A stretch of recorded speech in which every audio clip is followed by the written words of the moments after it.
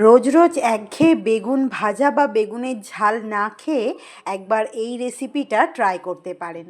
অবশ্য নিরামিষের দিনে এই রেসিপিটা ট্রাই করলে এক পদেই হয়ে যাবে রুটি বা ভাত খাওয়া। বেগুন নিয়েছি, আমি কালো বেগুন নিয়েছি, আপনারা চাইলে যে কোনো বেগুন নিতে পারেন। সাদা বেগুনও এর মধ্যে বেশ ভালো যাবে। এরপর আমি বেগুনটাকে গোল গোল চাকা চাকা করে কেটে নিচ্ছি।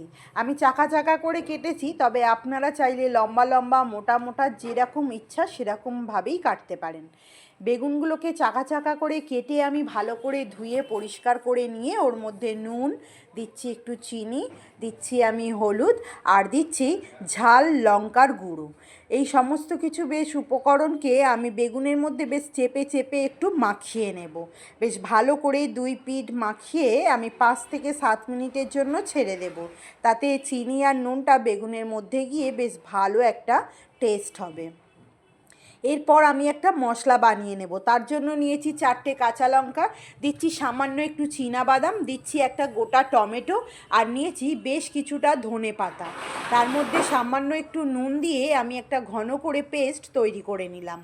এরপর আমি যে বেগুনগুলোকে মশলা মাখিয়ে রেখেছিলাম, কড়ার মধ্যে হালকা একটু তেল গরম করে নিয়ে তার মধ্যে বেগুনগুলো দিয়ে উল্টে পাল্টে একটু ভাজা করে নেব।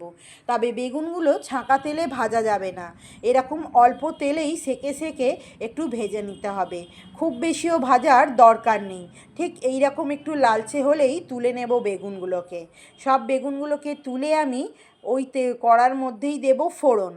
প্রথমেই আমি দিয়ে দিয়েছি 2 থেকে 3 চামচ সাদা তেল, এরপর দিচ্ছি শুকনো লঙ্কা আর সাদা জিরে, তারপরে দিচ্ছি আদা বাটা, আর এরপর দিয়ে দিচ্ছি আমি পেস্ট, যে পেস্টটা আমি তৈরি করে রেখে দিয়েছিলাম ধনে পাতার, সেই পেস্টটাকে দিয়ে আমি 5 মিনিট হাই ফ্লেমে খুব ভালো করে নাড়াচাড়া করে নিলাম। এরপর দিচ্ছি স্বাদ অনুসারে নুন, দিচ্ছি হলুদ, দিচ্ছি ঝাল লঙ্কার গুঁড়ো, দিচ্ছি ধনে গুঁড়ো, দিচ্ছি আমি জিরে গুঁড়ো। দেওয়ার খানিকক্ষণ পর আমি দেব একটুখানি চিনি, যাতে রান্নায় ব্যালেন্সটা খুব ভালো আসে আর মশলার কালারটাও হয় খুব সুন্দর। ভালো করে কষিয়ে নেব তেল ছাড়া পর্যন্ত, বেশ তেল ছেড়ে যাবে ততক্ষণ কষিয়ে নিয়ে দেখবেন রঙটাও হয়ে যাবে চেঞ্জ আর বেশ সুন্দর একটা গন্ধও বেরোবে। এরপর আমি মিক্সির বাটিটা ধুয়ে দিয়ে দিচ্ছি অল্প করে জল, আর এই জলটাকে ভালো করে মশলার সঙ্গে নাড়াচাড়া করে নেব, যাতে কোথাও ডালা ডালা না হয়ে থাকে। নাড়াচাড়া করার 2 মিনিট পরেই দেখবেন গ্রেভিটা ফুটে উঠেছে, আর তারপরেই দিয়ে দেব আমরা ভেজে রাখা বেগুনগুলো। ভেজে রাখা বেগুনগুলোকে দিয়ে আমি 5 মিনিটের মতো এখানে ফুটিয়ে নিলেই রেডি হয়ে যাবে আজ আমাদের ধনিয়া বেগুন। তো দেখুন বেশ সুন্দরভাবে ফুটে গেছে, রেডি আমাদের ধনিয়া বেগুন। সব শেষে আমি গরম মশলা গুঁড়ো দিয়ে নাবিয়ে নেব।